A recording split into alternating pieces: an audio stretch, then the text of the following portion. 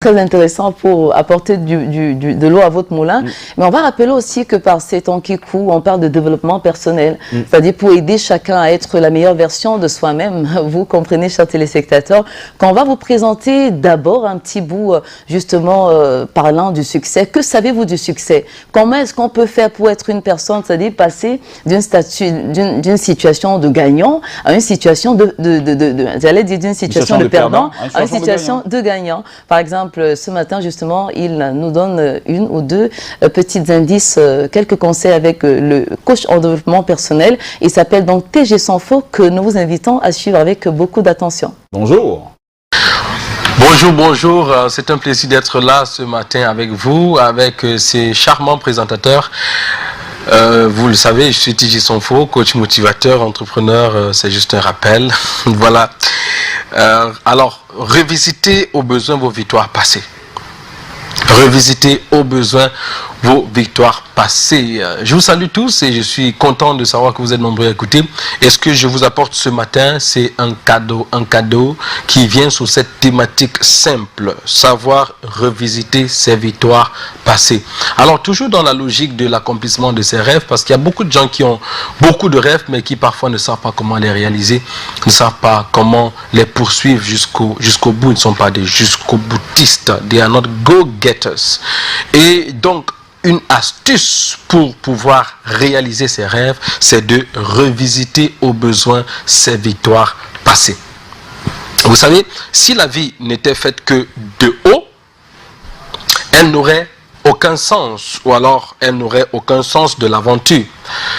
Et si la vie n'était faite que de bas, il n'y aurait aucun espoir pour l'avenir.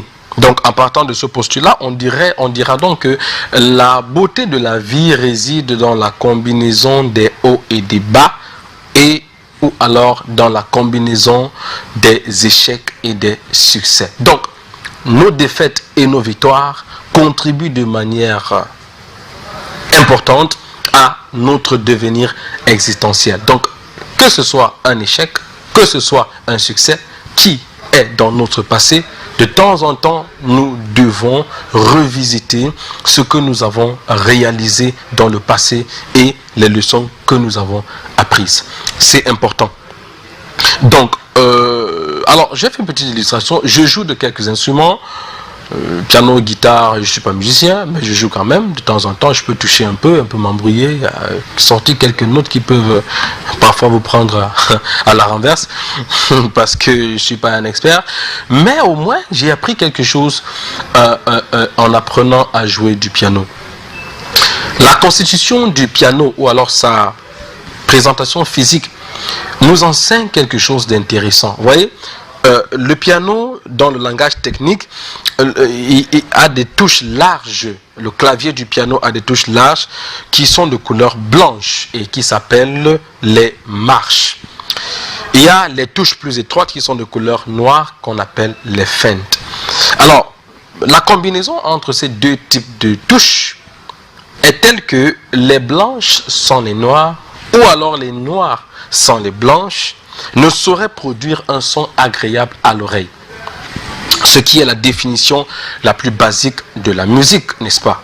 La musique vient du mot musiquer, qui signifie l'art d'agencer les sons de manière agréable à l'oreille. Donc, si vous n'avez que des marches, qui sont des touches blanches, sans les fentes, qui sont des touches noires, vous ne pourrez pas produire un son agréable. Et si vous n'avez que des fentes, qui sont des touches noires, sans les marches, qui sont des touches blanches, vous ne pourrez pas produire un son agréable. Et c'est intéressant, n'est-ce pas? Parce que la leçon que ceci nous enseigne, c'est que nos vies sont comme des pianos qui ont des touches blanches et des touches noires. Les touches blanches peuvent représenter nos succès et nos victoires, tandis que les touches noires peuvent représenter nos échecs et nos défaites. Alors, de la même façon que les touches blanches sans les touches noires ne peuvent produire un son agréable à l'oreille, vos succès sans vos défaites ne pourront jamais produire un son agréable. De la même manière que si votre vie n'est que faite de défaites et qu'il n'y a pas de succès, votre vie ne produira jamais un son agréable. Donc, il faut reconnaître non seulement l'existence des victoires dans notre passé, mais aussi l'existence des échecs ou des défaites dans notre passé. Mais maintenant, il faut les reconnaître, mais il faut revisiter de temps en temps les victoires passées quand on est confronté à des situations où on n'est pas sûr d'avoir la victoire. Et je vais très rapidement vous répondre à une ou deux questions, une ou deux réponses à la question: à quel moment sommes-nous censés revisiter nos victoires passées? Premier moment, lorsque nous manquons de ténacité pour avancer.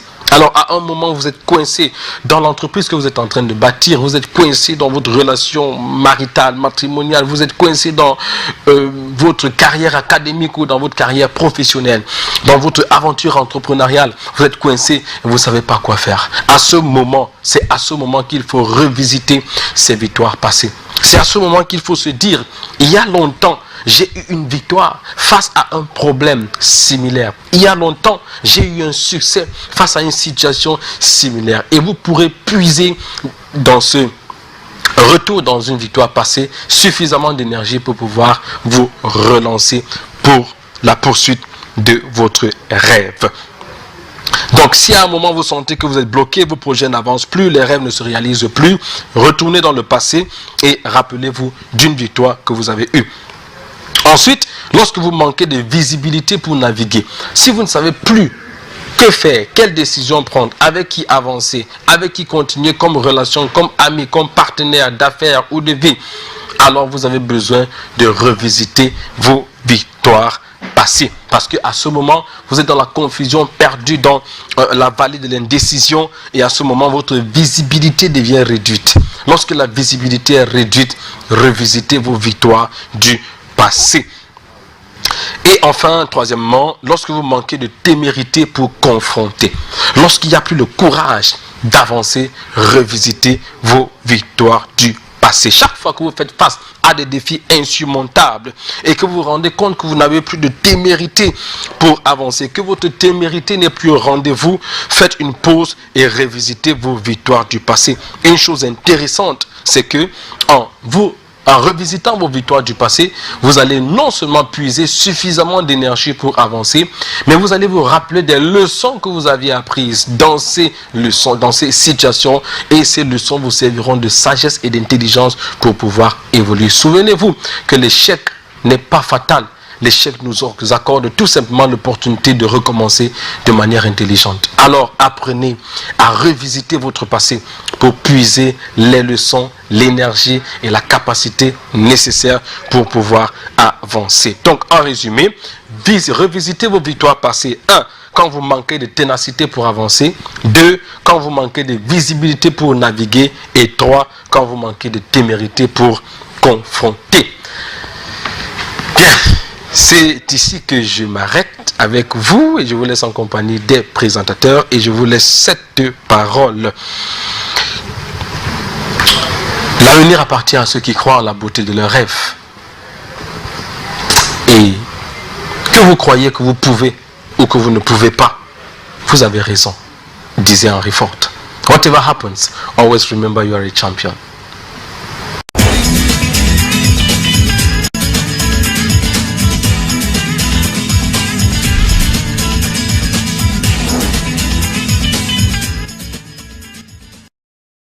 Merci beaucoup à TG Sonfo. On va dire que nos erreurs permettent donc de façonner le conquérant d'aujourd'hui et même de demain. Effectivement, et même que rien ne se fait dans ce monde sans rêve. Bon, après, pour paraphraser un célèbre philosophe, il faut retenir bien évidemment qu'il faut revisiter vos victoires du passé quand vous êtes face à une situation indélicate, à une situation éprouvante. Eh bien, dites-vous bien que oui, avant, je pense que j'étais face à cette situation, mais j'ai quand même bravé des étapes et puis j'ai pu réussir. Encore que l'échec n'est pas une fatalité en soi, et que la réussite ou encore le succès, certes, c'est la somme des efforts, mais aussi c'est la somme des échecs de votre vie. Mais l'important, c'est de pouvoir se relever et de... Ah oui, j'aime bien cette façon de dire, c'est clair. Oui, à force de commettre des petites erreurs, ça nous permet de nous corriger et finalement d'être la meilleure version de nous-mêmes. Et si vous le voyez, il y a toujours